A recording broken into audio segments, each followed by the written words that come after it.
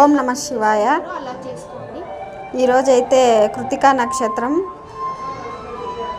అంటే అరుణాచలంలో బర్నీ దీపం పెట్టే రోజు. ఈరోజు అక్కడ దీపం వెలిగించే సమయానికి మన ఇంట్లో ఇలా 5 దీపాలు అయితే పెట్టుకొని ఇలా ఆ మహాశివునికి పూజ అయితే చేసుకోవాలి. ముందుగా మనము